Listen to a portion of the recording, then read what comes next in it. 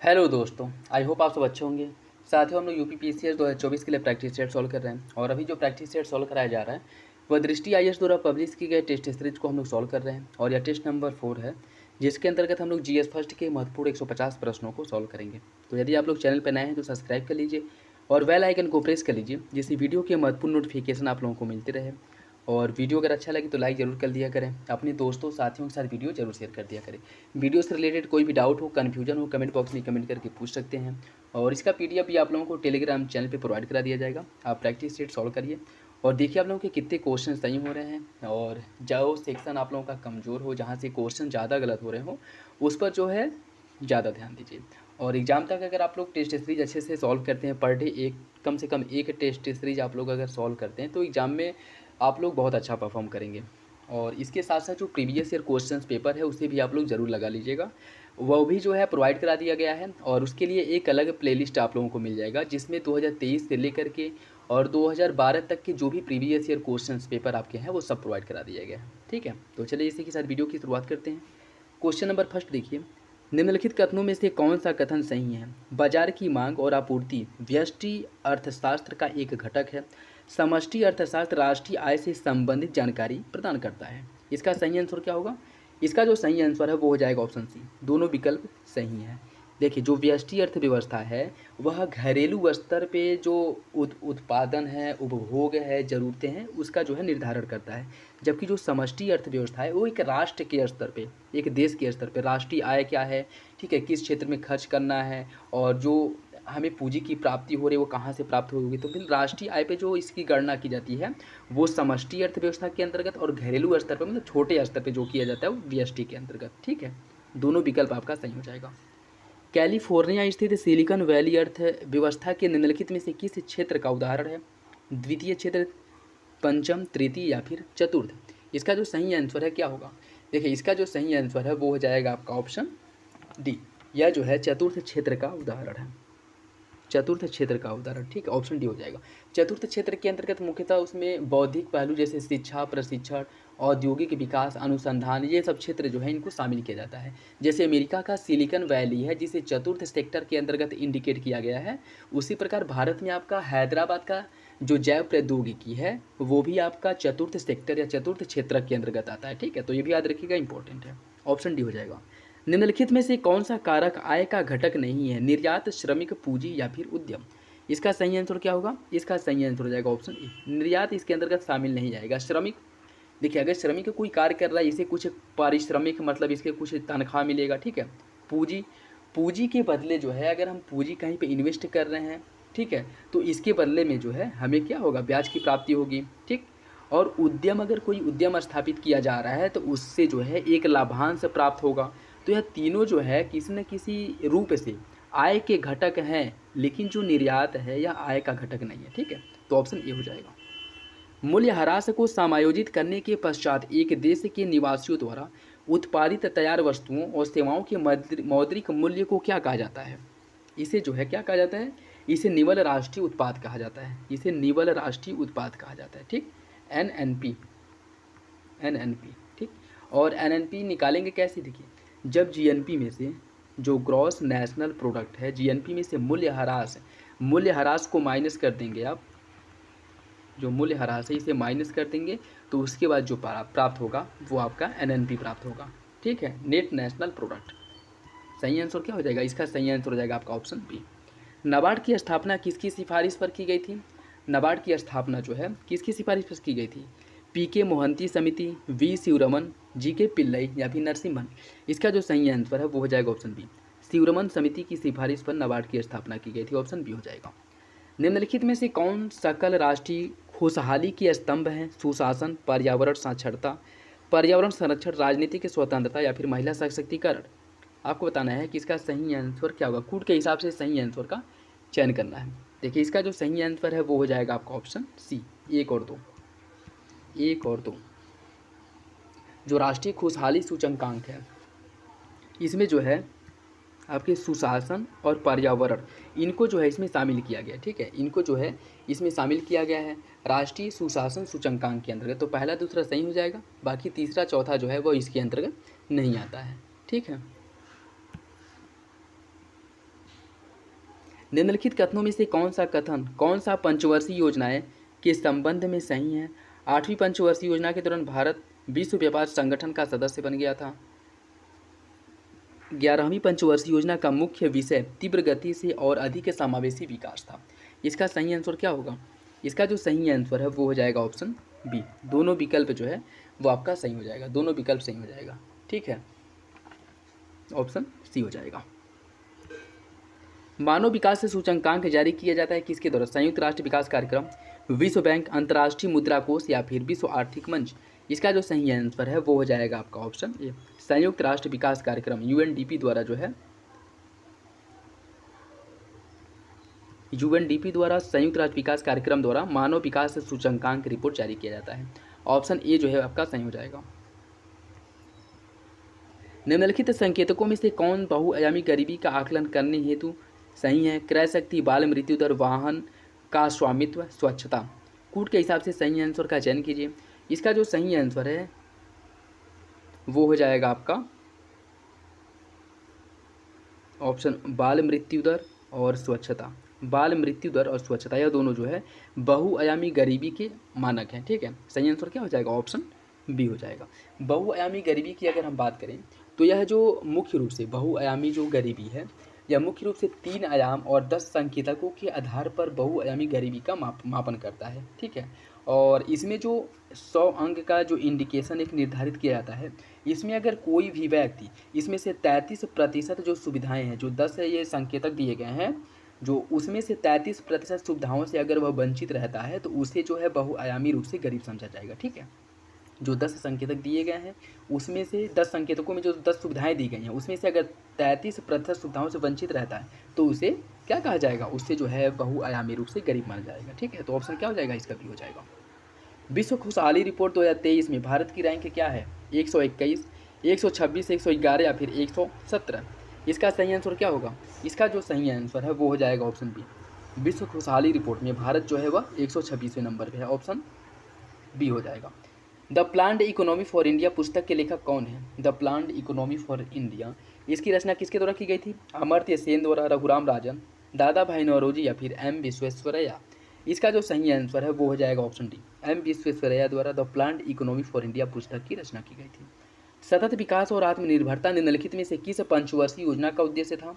सतत विकास एवं आत्मनिर्भरता किस पंचवर्षीय योजना का उद्देश्य था? तीसरी, चौथी, पाँचवीं या फिर छठी। इसका जो सही आंसर है वो हो जाएगा ऑप्शन बी, चौथी पंचवर्षीय योजना का मुख्य उद्देश्य था। क्या था? चौथी पंचवर्षीय योजना, जिसका समय जो है 1967 से 1974 तक था। ठीक है, चौथी पंचवर्षीय योजना का समय और सतत विकास और आत्मनिर्भरता इसका जो है क्या था? उद्देश्य था। ऑप्शन बी हो जाएगा। निम्नलिखित में से किसे सर्वोदय योजना प्रकाशित किया था? जयप्रकाश नारायण, एम.एन. रॉय, श्रीमद नारायण अग्रवाल या फिर अर्देशीर दराबशाह शॉप।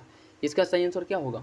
देखिए, इसका जो सही आंसर है वो हो जाएगा आपका option Jayaprakash Narayan. Option A, Jayaprakash Narayan द्वारा सर्वोदय योजना की शुरुआत की गई थी और यह गांधीयन योजना के सिद्धांत पर आधारित थी और इसकी जो शुरुआत है 1950 ईस्वी में इसकी शुरुआत की गई थी। ठीक, ऑप्शन ए हो जाएगा। निम्नलिखित में से किसके द्वारा कृषि विपणन और किसान अनुकूल सुधार सूचकांक शुरू किया गया है? वित्त मंत्रालय, नीति आयोग, खाद्य एवं कृषि संगठन या फिर भारत कृषि अनुसंधान परिषद। इसका जो सही आंसर वो हो जाएगा ऑप्शन बी, नीति आयोग द्वारा। नीति आयोग द्वारा राज्यों के संदर्भ में जो है यह रैंकिंग प्रदान की जाती है, जिससे कि किस राज्य में कृषि को लेकर के जो नीतियां हैं उनका क्रियान्वयन कितने अच्छे ढंग से हो रहा है। ठीक है, और फिर से राज्य में कृषि के उद्देश्य से मृदा मतलब जो है उर्वरता बढ़ाने के लिए या फिर से पैदावार बढ़ाने के लिए। ठीक है, और जो फूड है, जो खाद्यान्नों का उत्पादन होता है, उनकी प्रोसेसिंग, उनका मार्केट तक पहुंच, ये सब कितना आसान है, इस सब संदर्भ में जो है रैंकिंग प्रदान की जाती है नीति आयोग द्वारा। ठीक है, ऑप्शन बी हो जाएगा। विश्व व्यापार संगठन की स्थापना कब की गई थी? विश्व व्यापार संगठन की स्थापना 91, 93, 95 या फिर 97। इसका जो सही आंसर है वो हो जाएगा आपका ऑप्शन सी, 1995 ईस्वी में विश्व व्यापार संगठन का स्थापना हुआ था। कब हुआ था? 1995 में। भारत की आकस्मिकता निधि किसके अधीन होती है? राष्ट्रपति के, केंद्रीय कार्यपालिका के, संसद के या फिर एक संसदीय समिति के। इसका सही आंसर क्या होगा? देखिए, इसका जो सही आंसर है वो हो जाएगा आपका ऑप्शन ए, भारत की जो आकस्मिकता निधि है वो राष्ट्रपति के अधीन होती है। किसके अधीन होती है? भारत की आकस्मिकता निधि राष्ट्रपति के अधीन होती है, ठीक है। और इसका जो उल्लेख किया गया है वह संविधान के अनुच्छेद 267 में भारत की आकस्मिकता निधि का उल्लेख किया गया है, जो राष्ट्रपति के अधीन होती है। ऑप्शन ए हो जाएगा। निम्नलिखित में से कौन सा केंद्र सरकार की वार्षिक वित्तीय विवरण की व्याख्या करता है? अनुच्छेद 110, 112, 117 या फिर 123। इसका सही आंसर हो जाएगा ऑप्शन बी। अनुच्छेद 112 में वार्षिक वित्तीय विवरण अर्थात बजट का जो है उल्लेख किया गया है। ऑप्शन बी हो जाएगा। निम्नलिखित में से किस समिति की सिफारिश पर 1921 में रेल बजट को आम बजट से अलग कर दिया गया था? ली आयोग, वर्मा समिति, एकवर्थ समिति या फिर बटलर समिति। इसका जो सही आंसर है वो हो जाएगा आपका ऑप्शन सी। एकवर्थ समिति की सिफारिश पर जो है 1921 में रेल बजट और आम बजट को क्या कर दिया गया था? अलग कर दिया गया था। और पुनः इसे जो है 2017-18 का जो बजट था इसमें जो है एक कर दिया गया है, मर्ज कर दिया गया, ठीक है। तो ऑप्शन सी हो जाएगा। निम्नलिखित में से कौन राजस्व व्यय में शामिल नहीं है? ब्याज भुगतान, सब्सिडी, सरकार द्वारा प्रदत्त ऋण या फिर जलापूर्ति खर्च। कौन जो है इसके अंतर्गत बताना है कि ब्याज राजस्व व्यय में शामिल नहीं है, ठीक है। देखिए इसका जो सही आंसर है वो हो जाएगा आपका ऑप्शन ए। ब्याज भुगतान और सब्सिडी यह दोनों है राजस्व व्यय में शामिल है, ठीक है। ब्याज भुगतान और सब्सिडी, जैसे अगर ब्याज का भुगतान कर रहे हैं तो बदले में आपको कुछ प्राप्त नहीं होगा। अगर सरकार द्वारा जो सब्सिडी नागरिकों के स्वास्थ्य के क्षेत्र में या फिर अन्य जो सुविधाएं उपलब्ध कराने के लिए सब्सिडी प्रदान की जाती हैं उससे भी राज्य को पुनः कुछ नहीं प्राप्त होता है, ठीक है। तो ये क्या है? ये सब राजस्व व्यय है। और सरकार द्वारा जो प्रदत्त ऋण है और जलापूर्ति जो खर्च है यह राजस्व व्यय के अंतर्गत नहीं बल्कि पूंजी व्यय के अंतर्गत आएगा। और ऐसा क्यों? क्योंकि देखिए सरकार द्वारा जो ऋण दिया जाएगा, ऋण के बदले में सरकार को एक मिनिमम या न्यूनतम जो है ब्याज की प्राप्ति होगी, ठीक है। तो यह जो है मतलब समझ लिए कि धन का निवेश किया जा रहा है और बदले में जो है प्रॉफिट प्राप्त हो रहा है, तो ये पूंजीगत व्यय के अंतर्गत आ जाएगा। जलापूर्ति पर अगर खर्च किया जाएगा तो इससे भी, जैसे अगर कहीं पे टंकी लगा दिया गया, ठीक है, नगर निगम द्वारा टंकी का निर्माण किया जाता है, स्थापना किया जाता है, और बाकी जो है नल उससे पाइप के माध्यम से जल की आपूर्ति सुनिश्चित की जाती है, और वहीं महीने में इसके बदले में क्या है कि एक न्यूनतम राशि जो है इसका चार्ज लिया जाता है। तो ये भी जो है पूंजीगत प्राप्ति के अंतर्गत आ जाएगा। तो तीसरा चौथा नहीं होगा, पहला दूसरा जो है आपका राजस्व व्यय के अंतर्गत आ जाएगा, जबकि सरकार द्वारा प्रदत्त ऋण और जलापूर्ति खर्च यह दोनों जो है पूंजीगत व्यय के अंतर्गत आएंगे, ठीक है। तो सही आंसर क्या हो जाएगा? Option A. निम्नलिखित में से कौन सा पहला देश था जिसने औपचारिक रूप से जेंडर बजटिंग को अपनी बजट प्रक्रिया में शामिल किया था? डेनमार्क, आयरलैंड, फिनलैंड या फिर ऑस्ट्रेलिया। इसका जो सही आंसर है वो क्या होगा? देखिए इसका जो सही आंसर है वो हो जाएगा आपका option D, Australia. Gender budgeting की शुरुआत सबसे पहले ऑस्ट्रेलिया द्वारा किया गया था 1964 में। और भारत में इसकी शुरुआत जो है बजट 2005-6 में भारत में जेंडर बजटिंग की शुरुआत की गई थी, ठीक है। सबसे पहले ऑस्ट्रेलिया में किया गया था 1964 में, और भारत में इसे 2005-6 में अपनाया गया था। ऑप्शन डी हो जाएगा। लाइफर वक्र एक आलेख निरूपित करता है मुद्रास्फीति और गरीबी के बीच, कर राजस्व और कर दर के बीच में, असमानता और गरीबी के बीच में, या फिर आय और कर के बीच में। इसका सही आंसर क्या होगा? इसका जो सही आंसर वो हो जाएगा ऑप्शन बी, कर राजस्व और कर दर के बीच में। यह जो है क्या करता है? एक इंडिकेशन इसका देता है। इसमें अगर लेफर वक्र में यह प्रावधान किया गया था कि कर के दर को न बढ़ा करके कर के दायरे का विस्तार किया जाए, ठीक है। जैसे अगर मान लीजिए कर के दर को बढ़ा दिया जाए, पहले कर जो है 10% था, इसको बढ़ा करके अगर 12% कर दिया जाए तो क्या होगा? इससे ये होगा कि कुछ लोग ऐसे होंगे जो कोशिश करेंगे कि इस बढ़े हुए दर के निपटने के लिए कुछ लूप होल ढूंढा जाए और कर की चोरी के जो है प्रावधान करेंगे, ठीक है। इससे बचने के लिए जो है कोई ना कोई लूप होल ढूंढ लेंगे। लेकिन अगर इसके दर को न बढ़ा करके इसके दायरे को बढ़ाया जाए, जैसे अभी वर्तमान समय में मान लीजिए 2 लाख लोग ऐसे हैं जो कर के दायरे में आते हैं, इसको बढ़ा करके कर के दर को कम कर दिया जाए, इसके दायरे को बढ़ा दिया जाए और इसे 4 लाख लोगों तक विस्तार इसका कर दिया जाए, ठीक है। कर का दर अगर कम रहेगा तो ज़्यादा लोग इसके अंतर्गत आएंगे और अधिक कर की प्राप्ति होगी। लेकिन अगर इसके हम दर को बढ़ाते हैं तो इससे क्या होगा कि लोग जो इसके अंतर्गत आते हैं उनकी संख्या कम होगी और बहुत से लोग ऐसे होंगे जो सोचेंगे कि कर की चोरी कर लिया जाए जिससे कि कर देना ही ना पड़े, ठीक है। तो लाइफर वक्र में यही प्रावधान किया गया था। इन्होंने यही बताया था कि कर के दर को न बढ़ा करके कर के दायरे का विस्तार किया जाए, ठीक है। ऑप्शन बी हो जाएगा। फ्रीज बेनिफिट टैक्स की शुरुआत जो है कब की गई थी? इसकी शुरुआत 2003, 4, 4, 5, 5, 6 या फिर 6, 7। इसकी जो शुरुआत की गई थी यह किया गया था 2005-6 में। और इसके अंतर्गत क्या, मान लीजिए किसी कंपनी में जो कर्मचारी होते हैं और कर्मचारियों को जो लाभांश प्राप्त होता है, जो इन्हें कह सकते हैं कि लाभ प्राप्त होता है, लाभ के ऊपर जो कर लगता है उसे फ्रीज बेनिफिट टैक्स कहा जाता है, ठीक है। किसी कंपनी के या फिर से कोई प्रौद्योगिकी है उसके जो कर्मचारी हैं उनको जो लाभ प्राप्त हो रहा है उस लाभ के ऊपर जो कर लगता है उसे फ्रीज बेनिफिट टैक्स कहा जाता है। ठीक, और इसकी शुरुआत जो की गई थी 2005 में की गई थी। वस्तु एवं सेवा कर परिषद का गठन भारतीय संविधान के निम्नलिखित में से किस अनुच्छेद के तहत किया गया था? अनुच्छेद 239A, अनुच्छेद 246A, अनुच्छेद 279A या फिर अनुच्छेद 290 ए। इसका सही आंसर क्या होगा? इसका जो सही आंसर है वो हो जाएगा ऑप्शन सी, अनुच्छेद 279A के तहत जीएसटी परिषद का उल्लेख किया गया। ठीक है, ऑप्शन सी हो जाएगा। राजकोषीय उत्तरदायित्व और बजट प्रबंधन एफआरबीएम अधिनियम किस वर्ष लागू किया गया था? एफआरबीएम एक्ट जो है यह 2003 में लागू किया गया था। कब लागू किया गया था? 2003 में एफआरबीएम एक्ट लागू किया गया था। और इसका उद्देश्य क्या था? यह लागू क्यों किया गया था? इसका जो मुख्य उद्देश्य था लागू करने का, सरकारी व्यय में राजकोषीय अनुशासन, पारदर्शिता और जवाबदेही सुनिश्चित करने के लिए 2003 में इसे लागू किया गया था।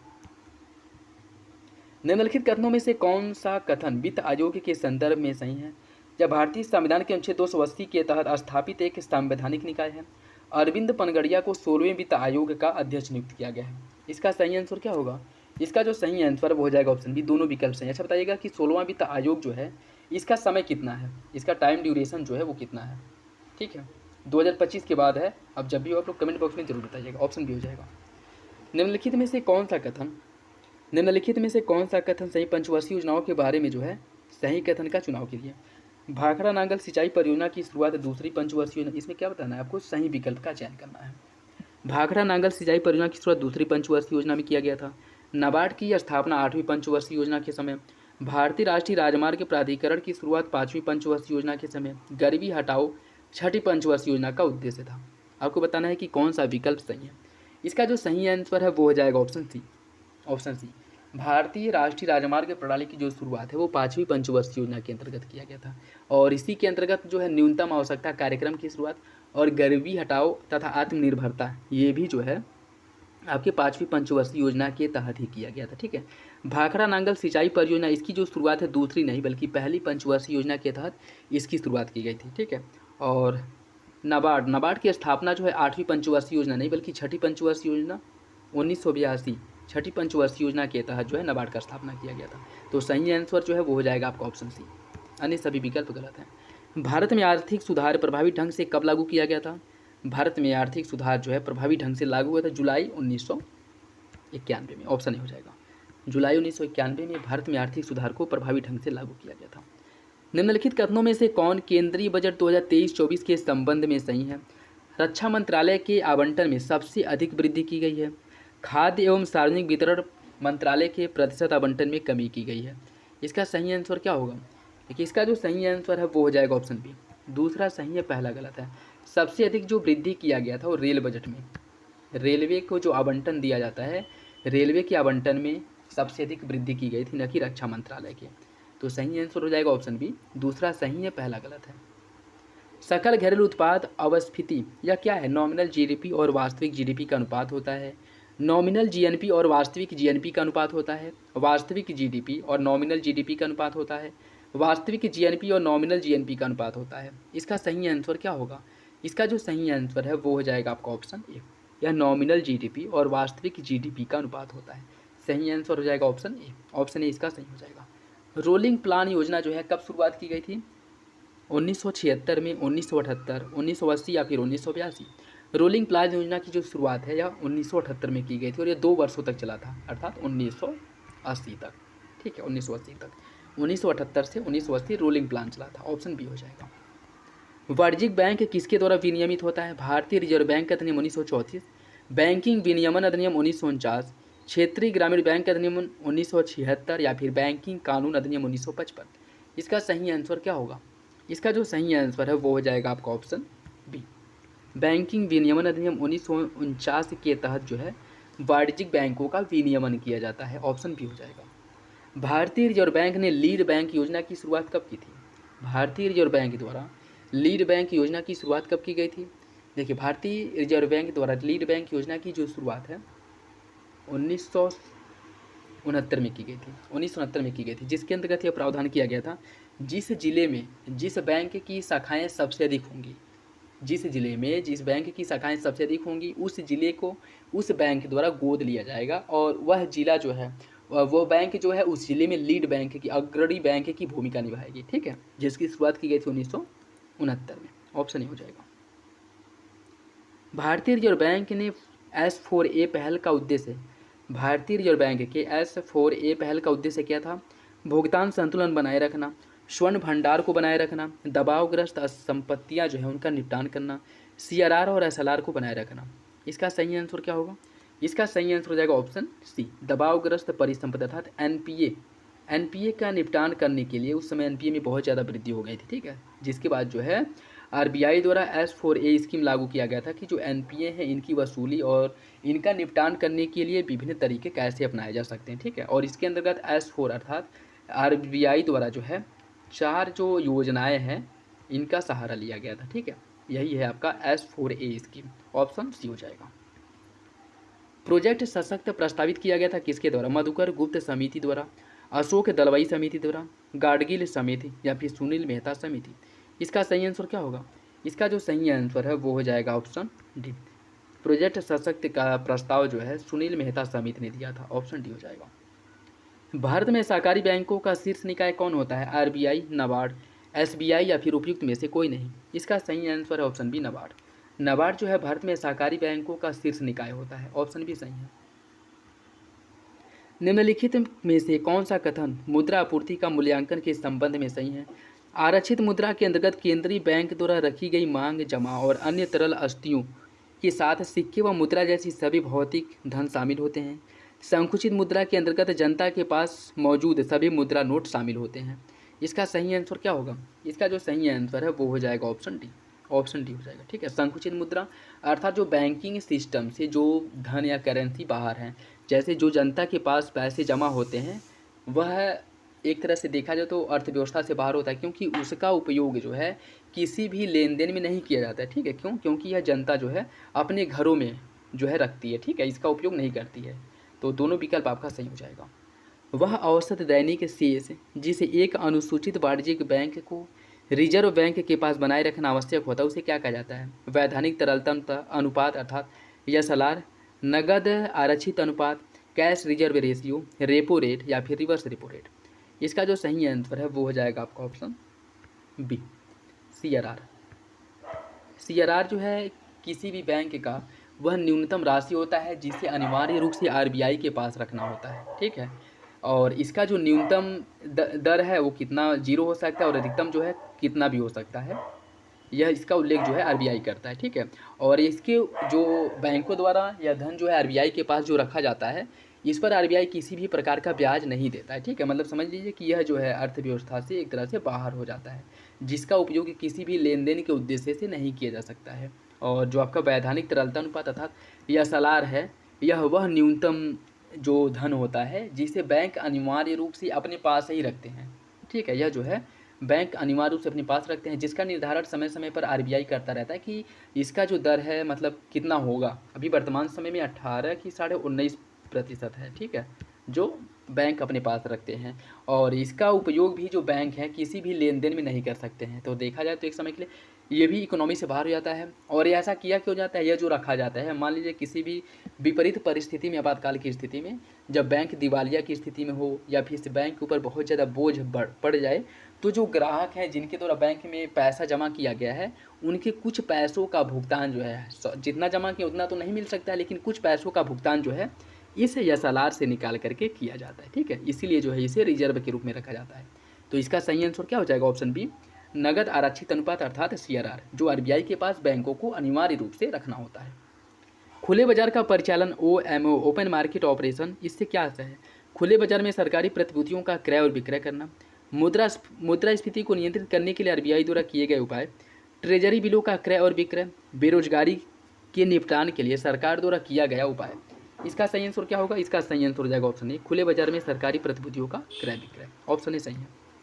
सीमांत लागत आधारित ऋण दर MCLR निर्धारित करने वाले कारक क्या हैं? निधि की सीमांत लागत, परिचालन लागत, नगद आरक्षित अनुपात CRR में वहन मूल्य से जुड़ी लागत या फिर टेनर प्रीमियम।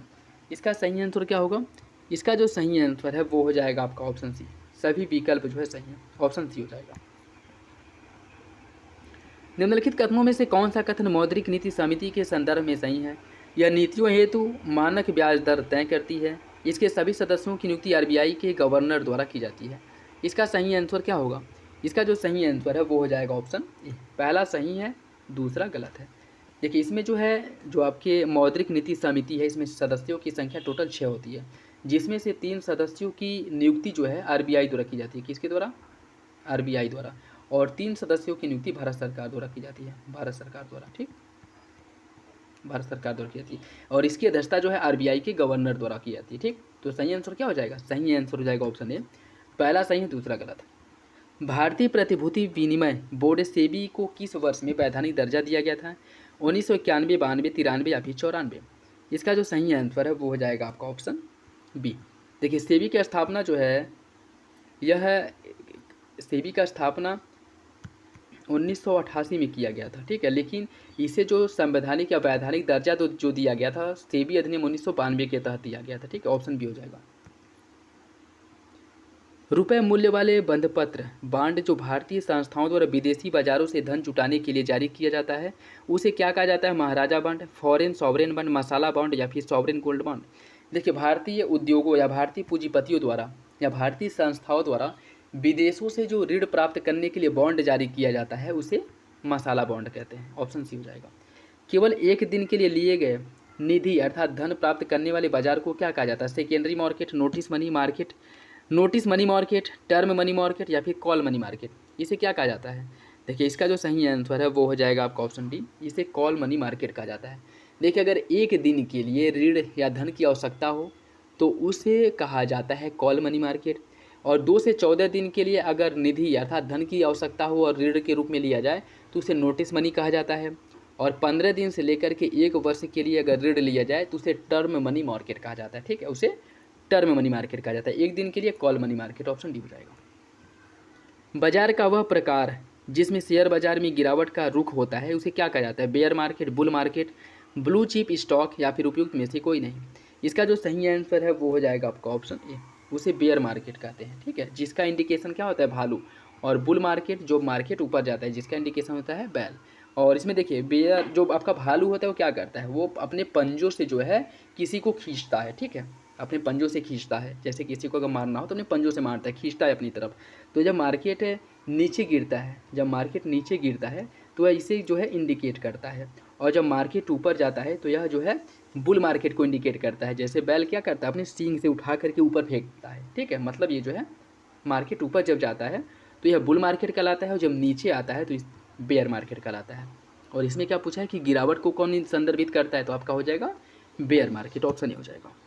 उद्यम पूंजी को इस प्रकार परिभाषित किया गया है, स्टार्टअप कंपनियों को प्रदान किया गया वित्त, सहायक कंपनियों के लिए मध्यम और दीर्घकालीन धन जुटाने के लिए प्रतिभूतियाँ, नई कंपनी शुरू करने के लिए कम जोखिम वाली पूंजी। उपयुक्त में से कौन सा विकल्प इसका सही है? देखिए उद्यम पूंजी की अगर हम बात करें तो स्टार्टअप कंपनियों को प्रदान किए गए वित्त से है। ठीक है, ऑप्शन ए हो जाएगा। निम्नलिखित समितियों पर विचार कीजिए, उन्हें कालक्रम से व्यवस्थित करना है। अलग समिति, लकड़ावाला, तेंदुलकर और रंगराजन, इन्हें जो है क्रम से लगाना है। देखिए अलग समिति की अगर हम बात करें, इसका जो गठन किया गया था 1979 में किया गया था। लकड़ावाला समिति का गठन 1993 में किया गया था। ठीक, तेंदुलकर समिति का जो गठन है यह 2009 में हुआ था, और रंगराजन समिति का गठन हुआ था 2012 में। तो सही आंसर क्या हो जाएगा? 1 2 3 4, 1 2 3 4। इसका सही आंसर जो है वो ए हो जाएगा। एंजेल के नियम के अनुसार स्थानापन्न उत्पादों की कीमत में वृद्धि से पंड उत्पादों की कीमत कम हो जाती है। पूरक उत्पादों की कीमत में वृद्धि के साथ पंड उत्पादों की कीमत भी बढ़ जाती है। आय में वृद्धि के साथ खाद्य पदार्थों की खरीद के लिए आवंटित आय का प्रतिशत कम हो जाता है, या फिर उपयुक्त में से कोई नहीं? इसका जो सही आंसर है वो हो जाएगा आपका ऑप्शन सी। आय में वृद्धि के साथ, देखिए एंजल के नियम के अनुसार जैसे जैसे आय में वृद्धि होती है तो खाद्य पदार्थों की खरीद के लिए जो पैसा आवंटित किया जाता है, जो आय का आवंटन किया जाता है, उसका प्रतिशत धीरे धीरे कम हो जाता है। ठीक है, धीरे धीरे कम हो जाता है। तो सही आंसर क्या हो जाएगा? ऑप्शन सी हो जाएगा। जैसे मान लीजिए कोई पर डे 100 रुपये कमा रहा है, ठीक है, उसके बाद भी जो है वह भोजन का जो कंज्यूम करता है उस पर 10 रुपये खर्चता है, और अगर वो 200 रुपया कमाने लगा और उसके बाद जो है फिर भोजन पे वो 10 रुपया खर्च कर रहा है, तो इसका प्रतिशत कम होगा कि नहीं होगा? हो जाएगा ना, तो ऑप्शन सी हो जाएगा इसका। ठीक, राष्ट्रीय करियर सेवा की शुरुआत की गई थी किसके द्वारा? शिक्षा मंत्रालय, कौशल विकास मंत्रालय, सूक्ष्म लघु और मध्यम उद्यम मंत्रालय या फिर श्रम और रोजगार मंत्रालय? इसका जो सही आंसर है वो हो जाएगा आपका ऑप्शन डी। श्रम और रोजगार मंत्रालय द्वारा राष्ट्रीय करियर सेवा की शुरुआत की गई थी, ऑप्शन डी हो जाएगा।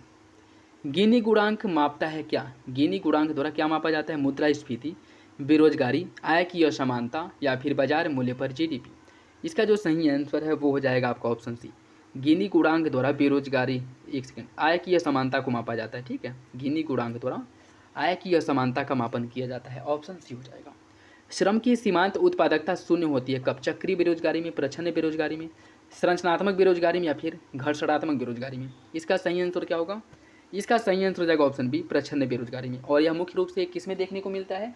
प्राथमिक सेक्टर, आपके जो कृषि क्षेत्र हैं इसमें जो है मुख्य रूप से प्रच्छन्न बेरोजगारी देखने को मिलता है। जैसे कोई काम दो व्यक्तियों द्वारा किया जा सकता है, ठीक है, लेकिन उसी काम में जो है घर के सारे लोग लगे हैं, मतलब 5-6 लोग लगे हैं, इनकी उत्पादकता जो है क्या है? जीरो है, लेकिन फिर भी यह लगे हैं। इनकी उत्पादकता जीरो होती है लेकिन ये लोग जो है इस काम में लगे होते हैं, ठीक है। मतलब जिस काम को 2 लोगों द्वारा किया जा सकता है उसी काम में 5-6 लोगों का लगा जाना प्रच्छन्न बेरोजगारी कहलाता है। और यह जो अतिरिक्त 2-3 लोग लगे रहते हैं इनके काम की जो उत्पादकता है वह जीरो होती है, ठीक है। ऑप्शन बी हो जाएगा।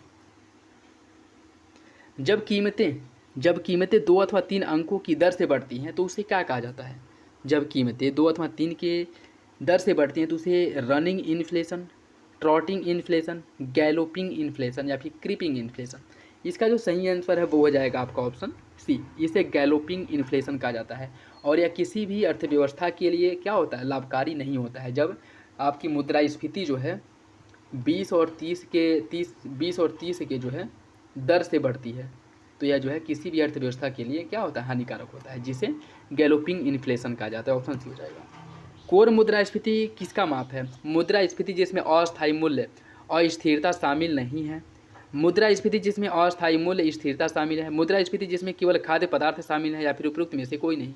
इसका सही आंसर क्या होगा? इसका जो सही आंसर है वो हो जाएगा आपका ऑप्शन ए।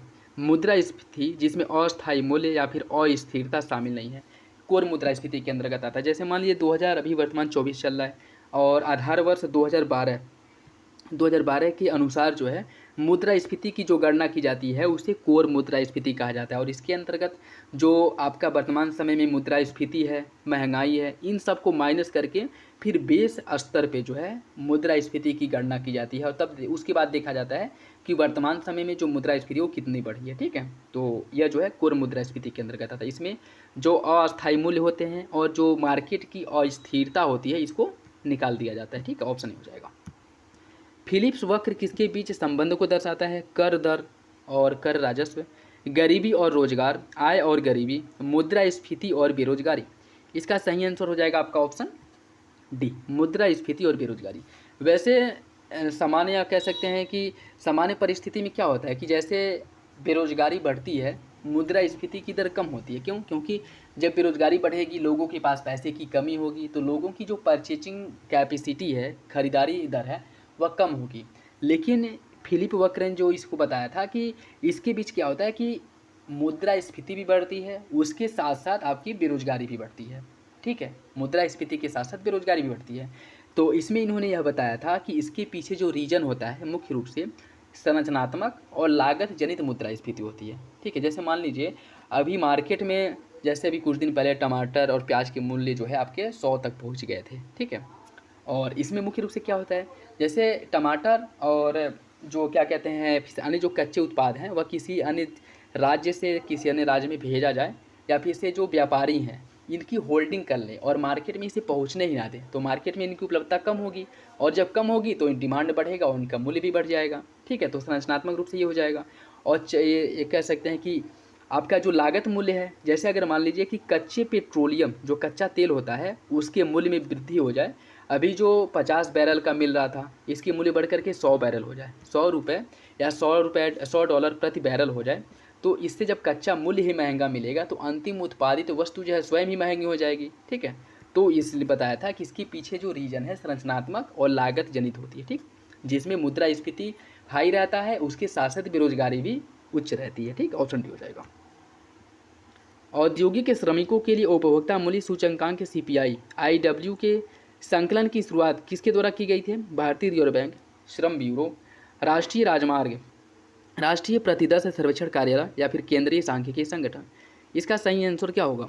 इसका जो सही आंसर है वो हो जाएगा आपका ऑप्शन बी। यह जो है श्रम ब्यूरो द्वारा इसकी गणना की जाती है, ठीक है। और यह जो CPI IW इंडस्ट्रियल लेबरल, यह जो गणना है यह सबसे पुराना सूचकांक है।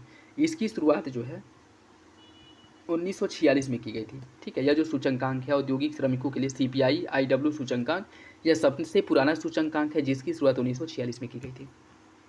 जब किसी एक अथवा पंडियों के एक छोटे समूह की कीमत में निरंतर समयावधि में वृद्धि होती है जबकि अन्य वस्तुओं की कीमत में ऐसी कोई वृद्धि नहीं होती है, इस घटना को क्या कहा जाता है? इस घटना को कहा जाता है स्क्यूफ्लेशन। स्क्यूफ्लेशन। देखिए, जो भी क्वेश्चंस डाउट वाले हैं उसको मैं अपनी तरफ से आपको समझाने की कोशिश कर रहा हूँ, जिससे कि सामान्य मतलब एकदम आसान भाषा में आप लोगों को समझ में आ जाए। बाकी अगर आप लोगों को समझ में नहीं आता है, किसी भी क्वेश्चन में डाउट रहता है, कन्फ्यूजन रहता है, तो कमेंट बॉक्स में आप लोग कमेंट करके पूछ सकते हैं, ठीक है। नेक्स्ट देखिए, भारतीय रिजर्व बैंक की स्थापना कब की गई थी? 1 अप्रैल 1934, 1 अप्रैल 1935, 1 जून 1934 या फिर 1 जून 1935। इसका जो सही आंसर है वो हो जाएगा आपका ऑप्शन बी, 1 अप्रैल 1935 को RBI अधिनियम 1934 के तहत, जो आपका RBI अधिनियम है, RBI एक्ट 1934 के तहत 1935 में इसकी स्थापना किया गया था और 1949 में इसका राष्ट्रीयकरण किया गया था, ठीक। ऑप्शन बी हो जाएगा। वह स्थिति जिसमें मौद्रिक नीति विस्तारवादी होती है किंतु ब्याज दर में वृद्धि नहीं होती है उसे क्या कहा जाता है? तरलता जाल, मात्रात्मक सहजता, टेपर ट्रैटम या फिर अवस्फीति। इसका सही आंसर हो जाएगा ऑप्शन ए। इसे तरलता संजाल या तरलता जाल कहा जाता है, ठीक है। लिक्विडिटी ट्रैप कहा जाता है, ऑप्शन ए हो जाएगा। और लिक्विडिटी ट्रैप का मतलब ये, जैसे मान लीजिए क्या है कि RBI मार्केट में जो मांग है, या कह सकते हैं कि लिक्विडिटी है ही नहीं, तरलता है ही नहीं बिल्कुल मार्केट में, मार्केट से पैसा खत्म हो गया, ठीक है। तो RBI में मार्केट में तरलता, बाजार में तरलता लाने के लिए क्या करेगा कि कुछ पैसे, धनों का जो आवंटन है बैंकों को करेगा, ठीक है। कि बैंक जो है ऋण के माध्यम से जो उपभोक्ता हैं उनको धन की उपलब्धता कराए, जिससे कि मार्केट में जो है धनों का जो प्रवाह है वो बढ़े, ठीक है। लोग खरीदारी करेंगे तो धन का प्रवाह बढ़ेगा। और बैंक क्या करे, इस जो RBI द्वारा जो धन उपलब्ध कराया जा रहा है बैंकों को, कि यह जो है धन आगे उपभोक्ताओं को प्रदान करें। यह बैंक RBI से बैंक तक ये धन आएगा, लेकिन बैंक से जो उपभोक्ता है इन तक यह धन नहीं जाएगा। यह धन जो है बैंक इनके तक यहाँ तक भेजेंगे ही नहीं, ठीक है। या फिर से यहाँ से मान लीजिए लोगों तक यह पैसा चला जाए और लोग इस पैसे को खर्च ही ना करें, ठीक है, इकट्ठा करके रख लें या फिर से जमा करने लगें अपने घरों में। ये भी नहीं कि बैंक में जमा करें, घरों में जमा करने लगें। तो इससे क्या होगा कि RBI से पैसा तो आएगा बैंकों तक, बैंकों से पैसा जो है पहली बात तो जाएगा नहीं, दूसरी बार अगर जाता भी है लोगों तक तो यह लोग इसे खर्च नहीं करेंगे, जमा कर लेंगे घरों में। तो इससे क्या होगा कि मार्केट में पैसा जो है RBI के द्वारा देने के बावजूद जो है मार्केट में धनों की उपलब्धता नहीं होगी। इसे ही कहा जाता है तरलता जाल या तरलता संजाल, ठीक, लिक्विडिटी ट्रैप। ऑप्शन ही हो जाएगा। वाणिज्यिक पत्र के बारे में कौन सा विकल्प सही है? यह एक असुरक्षित पराक्रम्य मुद्रा बाजार लिखित जो वचन पत्र के बराबर होता है। यह लिखित पराक्रम्य लिखत जिसमें लिखत के नामित धारक को एक निर्दिष्ट राशि का बिना शर्त भुगतान करने का आदेश होता है। कॉरपोरेट घराने द्वारा जारी एक अल्पकालिक सुरक्षा जिसकी परिपक्वता की अवधि 7 से लेकर के 365 दिन तक होती है।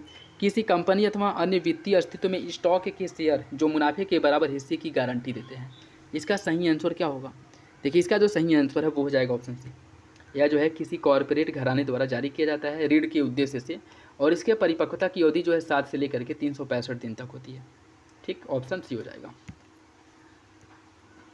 क्षमता दृष्टिकोण कैपेबिलिटी अप्रोच प्रस्तावित किया गया था किसके द्वारा? महबूब उल हक, शिंजो आबे, अभिजीत बनर्जी या फिर अमर्त्य सेन।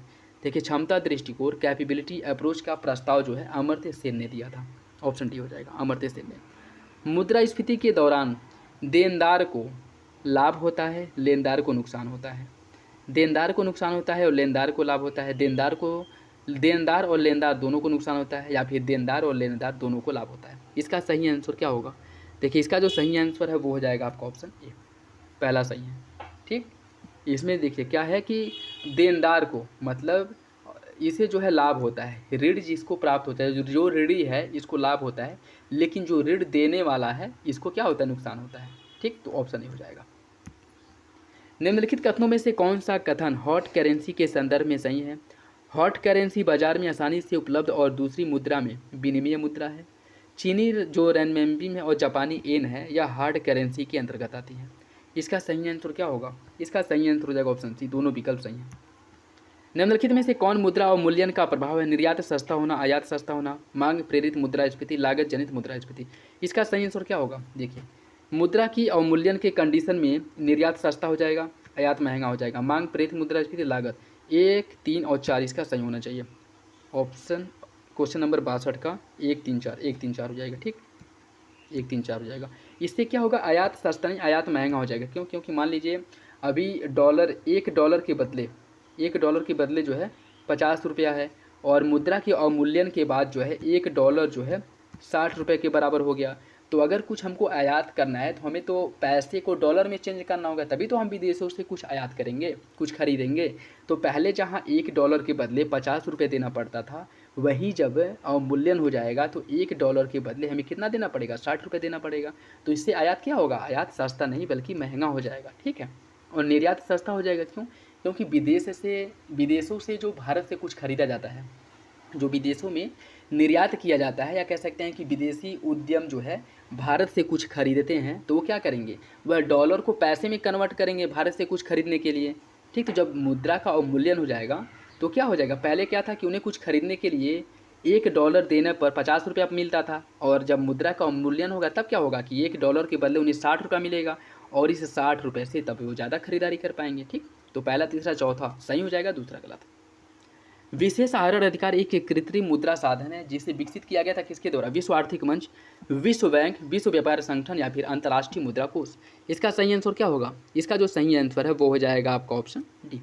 IMF की मुद्रा भी इसे कहा जाता है। ठीक है, इसे पेपर गोल्ड IMF की मुद्रा कहा जाता है। ऑप्शन डी हो जाएगा। निम्नलिखित कथनों में से कौन सा व्यापार समूहों और भारत के संदर्भ में सही है?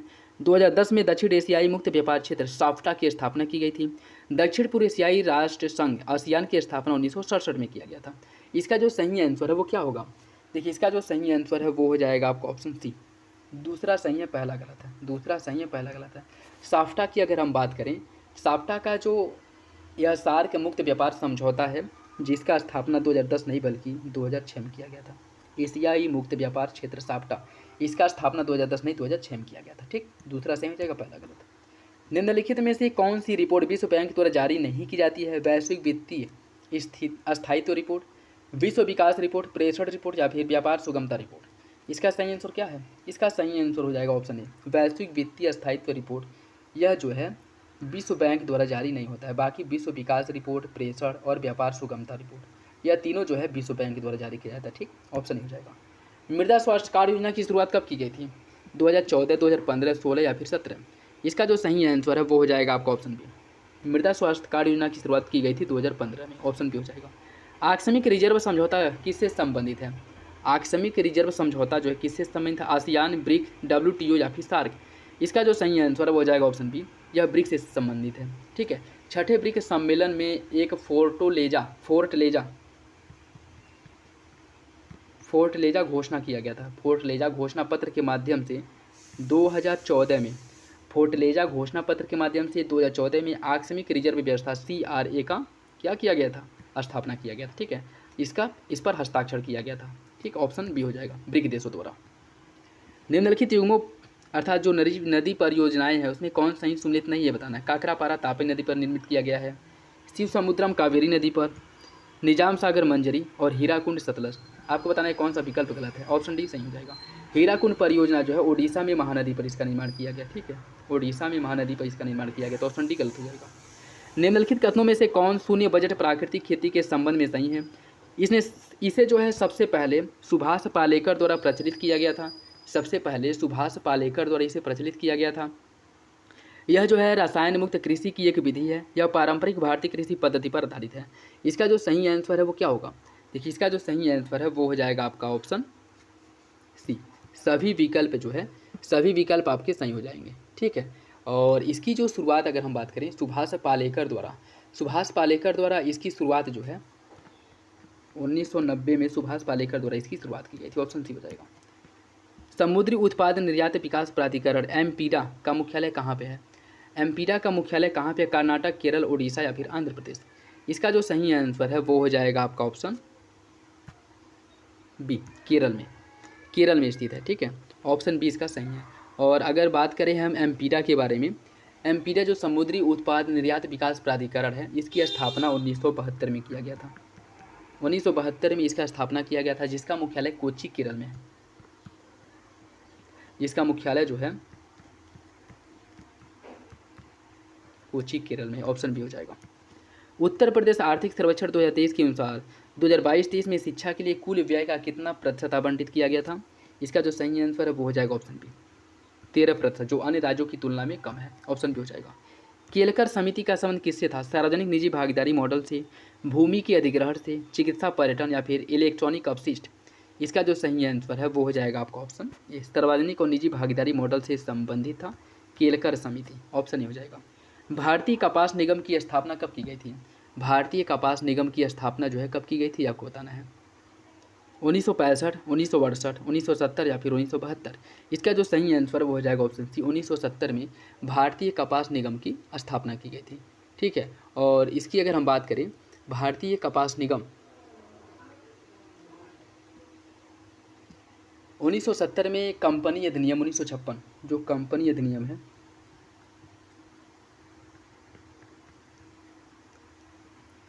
कंपनी अधिनियम 1956 के तहत 1970 में इसकी स्थापना की गई थी।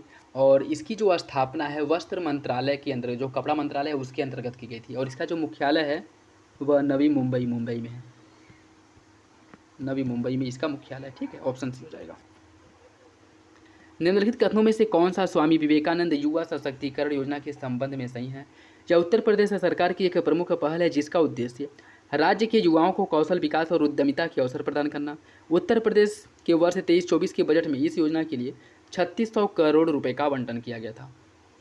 इसका सही आंसर क्या होगा? इसका सही आंसर हो जाएगा ऑप्शन सी, दोनों विकल्प सही है। उत्तर प्रदेश बजट में 2023-24 के अनुसार मुख्यमंत्री कन्या सुमंगला योजना के लिए कितनी राशि का आवंटन किया गया था? इसका सही आंसर हो जाएगा 1050, ऑप्शन ए हो जाएगा। भारत का पूर्ण रूप से जैविक राज्य, जो पहला जैविक राज्य है वो कौन था?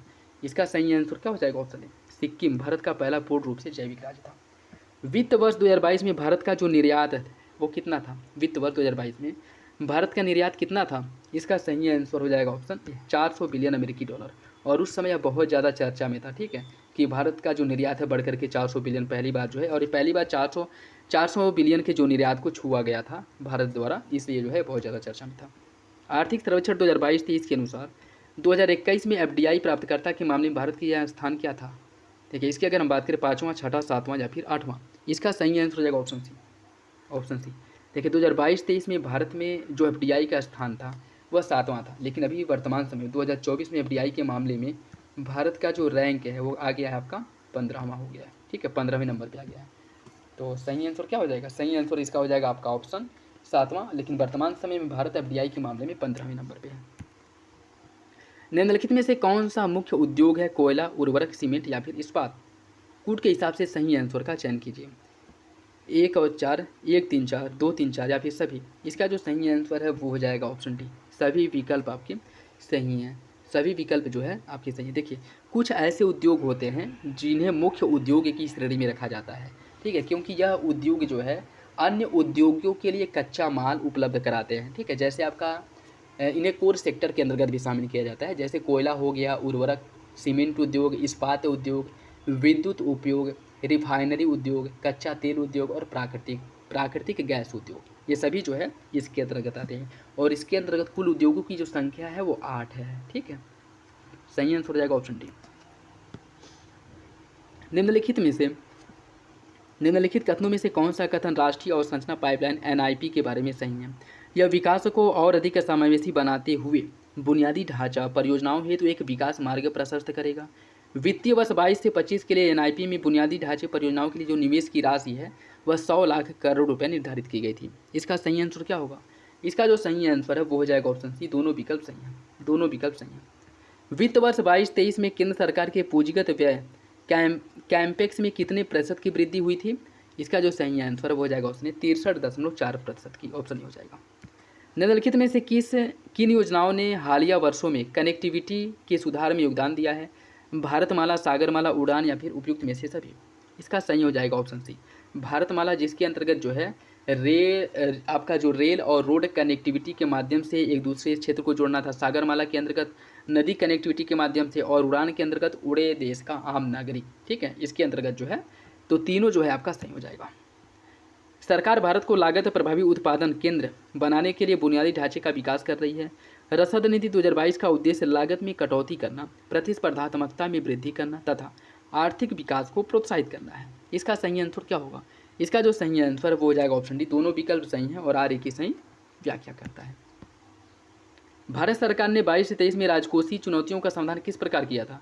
ईंधन और आयातित उत्पादों पर कर में वृद्धि करके, खाद्य और उर्वरक सब्सिडी में कमी करके, ईंधन कर में वृद्धि, आयात कर में कमी करके, खाद्य और उर्वरक सब्सिडी में वृद्धि, ईंधन तथा आयात कर में कटौती करके। इसका सही आंसर क्या होगा? इसका सही आंसर हो जाएगा ऑप्शन डी, खाद्य और उर्वरक सब्सिडी में वृद्धि, ईंधन और आयात करों में कटौती करके। ऑप्शन डी हो जाएगा।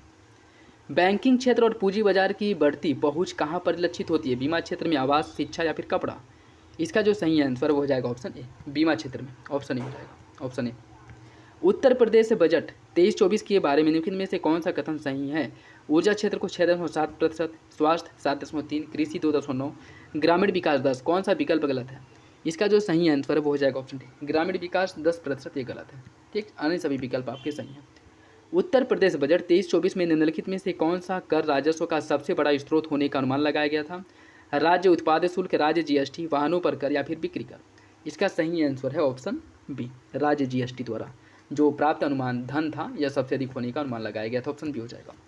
निम्नलिखित में से किसने उत्तर प्रदेश बजट 23-24 को प्रस्तुत किया था? योगी आदित्यनाथ, ब्रजेश पाठक, सुरेश कुमार खन्ना या फिर केशव प्रसाद मौर्य? उत्तर प्रदेश के जो वित्त मंत्री सुरेश कुमार खन्ना है इनके द्वारा पेश किया गया था। ऑप्शन सी हो जाएगा। उत्तर प्रदेश बजट 23-24 के संदर्भ में निम्नलिखित में से कौन सा विकल्प सही है? 23-24 में निजी ट्यूबवेल मालिकों की जो बिजली खपत पर सब्सिडी है वह 50% से बढ़ा करके 100% कर दी गई थी और विभिन्न सिंचाई परियोजनाओं के लिए 50,000 करोड़ से अधिक बजट में आवंटन किया गया था। कौन सा विकल्प इसका सही होगा? इसका जो सही आंसर हो जाएगा ऑप्शन है, पहला सही है लेकिन दूसरा गलत है। ठीक, दूसरा गलत है। उत्तर प्रदेश बजट 2023-24 के अनुसार सकल राज्य घरेलू उत्पाद जीएसडीपी के संबंध में राज्य का जो राजकोषीय घाटा है कितना रहने का अनुमान लगाया गया था? यह अनुमान लगाया गया था कि उत्तर प्रदेश का जो राजकोषीय घाटा है वो 23-24 में 3.5% रहेगा। ऑप्शन नहीं हो जाएगा। राष्ट्रीय बागवानी बोर्ड NHB इसका मुख्यालय कहाँ पे है? राष्ट्रीय बागवानी बोर्ड का मुख्यालय कहाँ पे है ये आपको बताना है। गुरुग्राम, नई दिल्ली, लखनऊ या फिर चेन्नई? इसका जो सही आंसर वो हो जाएगा ऑप्शन ए, यह गुरुग्राम हरियाणा में है। इसकी अगर हम बात करें, राष्ट्रीय बागवानी बोर्ड का जो गठन है 1984 में MS स्वामीनाथन की समिति, MS स्वामीनाथन की अध्यक्षता में एक समिति का गठन किया गया था और इनकी सिफारिश पर जो है राष्ट्रीय बागवानी बोर्ड का गठन किया गया था, जो इसका मुख्यालय गुरुग्राम हरियाणा में। ठीक, याद रखिएगा किस समिति की सिफारिश पर इसका गठन किया गया था और कब किया गया था, याद रखिएगा, इंपॉर्टेंट है। ऑप्शन हो जाएगा। निम्नलिखित में से किस नीति को भारत का आर्थिक संविधान कहा जाता है? औद्योगिक नीति 1948, औद्योगिक नीति 1956, औद्योगिक नीति 1969 या फिर औद्योगिक नीति 1977? इसका सही आंसर क्या होगा? इसका जो सही आंसर है वो हो जाएगा ऑप्शन बी, औद्योगिक नीति 1956। ठीक है, जिसे द्वितीय औद्योगिक क्रांति भी कहा जाता है। ठीक है, द्वितीय औद्योगिक नीति भी कहा जाता है और इसके अंतर्गत उद्योगों को 3 भागों में बांटा गया था। पहला सार्वजनिक क्षेत्र, और दूसरा जो था निजी क्षेत्र, और तीसरा जो था वो मिश्रित क्षेत्र। 3 भागों में जो है उद्योगों को बांटा गया था। ऑप्शन बी हो जाएगा, औद्योगिक नीति 1956। निम्नलिखित में से कौन सा कारक गुजरात के औद्योगिक क्षेत्र के रूप में विकास के लिए जिम्मेदार नहीं है? 1860 के दशक में सूती कपड़ा उद्योग की स्थापना, कांडला में तेल क्षेत्रों की खोज और बंदरगाहों का विकास, पायकारा जल विद्युत संयंत्र से बिजली की आपूर्ति, कोयली में पेट्रोलियम रिफाइनरी के कई पेट्रोकेमिकल उद्योगों के लिए कच्चा माल उपलब्ध कराना? कौन सा विकल्प गलत है? इसका जो सही आंसर है वो हो जाएगा आपका ऑप्शन सी, पायकारा जल विद्युत संयंत्र से बिजली की आपूर्ति। गलत है। पायकारा जल विद्युत संयंत्र द्वारा दक्षिण भारत के जो आपका विशाखापत्तनम, कोच्चि वाला जो क्षेत्र है वहाँ पर जल विद्युत उपलब्ध कराया जाता है। ठीक है, उन सब औद्योगिक क्षेत्रों को। तो ऑप्शन सी हो जाएगा। नई औद्योगिक नीति 1991 के संदर्भ में निम्नलिखित में से कौन सा कथन सही है? इसने स्वचालित मार्ग के तहत प्रौद्योगिकी हस्तांतरण समझौते की अनुमति दी थी। इसने एकाधिकार और प्रतिबंधात्मक व्यवहार अधिनियम का पुनर्गठन किया था। इसका सही आंसर क्या होगा? इसका जो सही आंसर है वो हो जाएगा ऑप्शन ए, दोनों विकल्प सही हैं, दोनों विकल्प सही हैं। चीनी उद्योगों के उत्तर भारत से प्रायद्वीपीय भारत में हस्तांतरित होने का निम्नलिखित में से कौन सा एक कारक नहीं है? गन्ने की फसल दक्षिण भारत की उष्णकटिबंधीय जलवायु में तीव्र रूप से बढ़ती है। दक्षिण भारत में पेराई का जो मौसम है उत्तर भारत की तुलना में छोटा होता है। दक्षिण भारत में अधिकांश मिलों में आधुनिक मशीनों का उपयोग किया गया है। दक्षिण भारत में उगाए जाने जो गन्ने हैं उसमें उष्णकटिबंधीय किस्म में सुक्रोज की जो मात्रा है वो अधिक होती है। आपको बताना है कौन सा विकल्प गलत है। इसका जो सही आंसर है वो हो जाएगा ऑप्शन बी। दक्षिण भारत में पेराई का जो मौसम है वह उत्तर भारत की तुलना में छोटा नहीं बल्कि बड़ा होता है, ठीक है, मतलब अधिक होता है। ऑप्शन बी हो जाएगा, यही गलत है। नेक्स्ट देखिए, इसमें सूची फर्स्ट को सूची सेकंड से सुमलित करना है। सूची फर्स्ट को सूची सेकंड से सुमलित करना है। अगर बात करें गोल्डन फाइबर क्रांति, इसके अंतर्गत जूट उत्पादन किया जाता है। भूरी क्रांति के अंतर्गत उर्वरक उत्पादन, गोल क्रांति के अंतर्गत आलू और रजत क्रांति के अंतर्गत अंडा उत्पादन। सही आंसर हो जाएगा 4 2 1 3, 4 2 1 3, ऑप्शन डी हो जाएगा। निम्नलिखित में से कौन राज्य सरकारों को खाद्यान्न की खरीद, भंडारण, परिवहन और आवंटन के लिए जिम्मेदार है?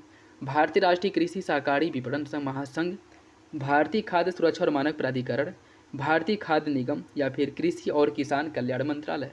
इसका सही आंसर हो जाएगा ऑप्शन सी, भारतीय खाद्य निगम FCI द्वारा जो आपके जो खाद्यान्न का खरीदारी जो है, भंडारण और परिवहन, इसकी जो देख रेख या कह सकते हैं कि इसकी जो जिम्मेदारी है FCI भारतीय खाद्य निगम के अंतर्गत होती है, ठीक, फूड कॉरपोरेशन ऑफ इंडिया के अंतर्गत। भारतीय कॉफ़ी बोर्ड निम्नलिखित में से किस मंत्रालय के अंतर्गत कार्य करता है? भारतीय कॉफ़ी बोर्ड किस मंत्रालय के अंतर्गत कार्य करता है आपको बताना है। कृषि और किसान कल्याण मंत्रालय, वाणिज्य और उद्योग मंत्रालय, वित्त मंत्रालय या फिर उपभोक्ता मामलों के खाद्य और सार्वजनिक वितरण मंत्रालय। इसका सही आंसर क्या है? इसका सही आंसर हो जाएगा ऑप्शन बी, वाणिज्य और उद्योग मंत्रालय के अंतर्गत, ठीक है। और इसकी बात करें, कॉफ़ी बोर्ड जो है, भारतीय कॉफ़ी बोर्ड एक वैधानिक निकाय है जिसका गठन जो है कॉफ़ी अधिनियम 1942 के तहत किया गया था। कॉफ़ी अधिनियम 1942 के तहत इसका गठन किया गया था और यह जो है वाणिज्य एवं उद्योग मंत्रालय के अंतर्गत कार्य करता है। ऑप्शन डी हो जाएगा। बुनियादी ढांचा किसी देश के आर्थिक विकास को कैसे प्रभावित करता है? यह जो है अन्य क्षेत्रों की तुलना में सबसे अधिक रोजगार प्रदान करता है। यह उत्पादन और जीवन की गुणवत्ता के कारकों को बढ़ाता है। यह अधिकतम FDI प्रदान करता है। इसका सही आंसर क्या होगा? इसका जो सही आंसर हो जाएगा ऑप्शन बी, यह उत्पादन और जीवन की गुणवत्ता को बढ़ाता है। ऑप्शन बी हो जाएगा। स्वास्थ्य सेवाओं के संदर्भ में निम्नलिखित में से कौन सा कथन सही है? देश की आज़ादी के बाद से स्वास्थ्य देखभाल की वास्तविक पहुंच में उल्लेखनीय वृद्धि हुई है। 1951 से 13 के दौरान सरकारी अस्पतालों की संख्या जहां 9,300 थी, वहीं वर्तमान समय में बढ़कर के 44,000 हो गई है और इसी के साथ जो है अस्पतालों के बिस्तरों की संख्या 1.2 से बढ़कर के 6.3 लाख हो गई है। इसका सही आंसर क्या होगा? इसका जो सही आंसर है वो हो जाएगा ऑप्शन बी, दोनों विकल्प सही है, ऑप्शन बी हो जाएगा। केंद्रीय बजट 2023-24, केंद्रीय बजट 2023-24 के अनुसार गोवर्धन योजना के तहत कितने वेस्ट टू वेल्थ संयंत्र स्थापित करने की बात की गई है? 200, 500, 300 या फिर 750। इसका सही आंसर हो जाएगा ऑप्शन बी, 500। केंद्रीय बजट 23-24 में अपनाई गई 7 प्राथमिकताओं में से कौन शामिल है? सब क्षमता उभारना, अंतिम छोर तक पहुंचना, युवा शक्ति या फिर समावेशी विकास। कूट के हिसाब से सही आंसर का चयन कीजिए। इसका जो सही आंसर है वो हो जाएगा ऑप्शन डी, सभी विकल्प सही हैं। बजट 2023-24 में निम्नलिखित में से किस मंत्रालय को सबसे अधिक धन का आवंटन किया गया था? ग्रामीण विकास मंत्रालय, सड़क परिवहन राजमार्ग मंत्रालय, रक्षा मंत्रालय या फिर स्वास्थ्य एवं परिवहन कल्याण मंत्रालय। इसका जो सही आंसर वो हो जाएगा ऑप्शन सी, रक्षा मंत्रालय को 2023-24 में, ठीक, ऑप्शन सी हो जाएगा। केंद्रीय बजट 23-24 के अनुसार शिक्षा मंत्रालय के बारे में निम्नलिखित में से कौन सा कथन सही है? शिक्षा मंत्रालय के अनुमानित व्यय में 2022-23 के संशोधित अनुमान से 13% की वृद्धि हुई है। 2015 के बाद से शिक्षा की प्रतिकूल आवंटन सकल घरेलू उत्पाद का लगभग 2.8% है। इसका सही आंसर क्या होगा? इसका सही आंसर हो जाएगा ऑप्शन डी, दोनों विकल्प आपके सही हैं, लेकिन वर्तमान समय में शिक्षा पर 3 या 3.5% जो है खर्च करने की बात की है, मतलब खर्च करने के बाद किया गया है टोटल जो है 5%, ठीक है, राज्यों और केंद्र सरकार द्वारा, लेकिन वर्तमान समय में जो खर्च है वो 3 से 3.5% के बीच में रहता है, ठीक है। केंद्रीय बजट 2023-24 में आयकर संग्रह में कितनी वृद्धि की गई है? कितने प्रतिशत की वृद्धि की आशा लगाई गई है? इसका सही आंसर हो जाएगा ऑप्शन बी, 10.5%, ऑप्शन बी हो जाएगा। फेम इंडिया योजना निम्नलिखित में से किस मंत्रालय द्वारा कार्यान्वित किया जाता है? सड़क परिवहन और राज्य जलमार्ग मंत्रालय, आवास और शहरी मंत्रालय के मामलों की मंत्रालय, इलेक्ट्रॉनिक और सूचना प्रौद्योगिकी मंत्रालय या फिर भारी उद्योग मंत्रालय। इसका सही आंसर हो जाएगा ऑप्शन डी, भारी उद्योग मंत्रालय, ऑप्शन डी हो जाएगा। PM श्री योजना के संदर्भ में निम्नलिखित में से कौन सा कथन सही है? यह है कि केंद्रीय क्षेत्र की योजना है। इसका उद्देश्य केवल केंद्र सरकार द्वारा प्रबंधित स्कूलों में से चयनित मौजूदा स्कूलों को मजबूत करना है। इसका सही आंसर क्या है? इसका सही आंसर हो जाएगा ऑप्शन बी, दोनों विकल्प सही है। यह एक केंद्रीय क्षेत्र की योजना है, ठीक है। इसमें क्या पूछा है कि कौन सा विकल्प सही है, तो दोनों गलत जाएगा, ठीक है। यह केंद्र राज्य जो है, केंद्र और राज्य दोनों का संयुक्त उद्यम से यह इसका निर्माण वो किया गया है, ठीक है। तो बी आपका सही हो जाएगा। निम्नलिखित में से किसे अमृत सरोवर मिशन के तकनीकी सहयोगी के रूप में जोड़ा गया है? भारतीय विज्ञान शिक्षण अनुसंधान संस्थान, भास्कराचार्य राष्ट्रीय स्पेस अनुप्रयोग एवं भू सूचना संस्थान, राष्ट्रीय मध्यम दूरी मौसम पूर्वानुमान केंद्र या फिर राष्ट्रीय कृषि अनुसंधान परिषद। इसका जो सही आंसर है वो हो जाएगा ऑप्शन बी, बी सही है। भास्कराचार्य राष्ट्रीय स्पेस अनुप्रयोग एवं भू सूचना संस्थान को जोड़ा गया है। जीरो डिफेक्ट जीरो इफेक्ट योजना किससे संबंधित है? पर्यावरण वन जलवायु परिवर्तन मंत्रालय, पतन पोत परिवहन मंत्रालय, जल शक्ति या फिर सूक्ष्म लघु और मध्यम उद्यम। इसका जो सही आंसर है वो हो जाएगा ऑप्शन डी, सूक्ष्म लघु और मध्यम एमएसएमई मंत्रालय के अंतर्गत जो है यह कार्यरत है। इसके द्वारा यह योजना की शुरुआत की गई, zero defect zero effect, option D. निम्नलिखित में से कौन सा अटल वायु अभ्युदय योजना का घटक है? वरिष्ठ पेंशन योजना, वरिष्ठ नागरिकों के लिए एकीकृत कार्यक्रम, राष्ट्रीय वायुश्री योजना या फिर प्रधानमंत्री जनधन योजना। इसका सही आंसर क्या होगा? देखिए इसका जो सही आंसर वो हो जाएगा ऑप्शन डी, 2 और 3, 2 और 3। वरिष्ठ नागरिकों के लिए एकीकृत कार्यक्रम और राष्ट्रीय वायुश्री योजना, यह जो है अटल वायु अभ्युदय योजना का घटक है, ठीक है। सही आंसर हो जाएगा ऑप्शन डी।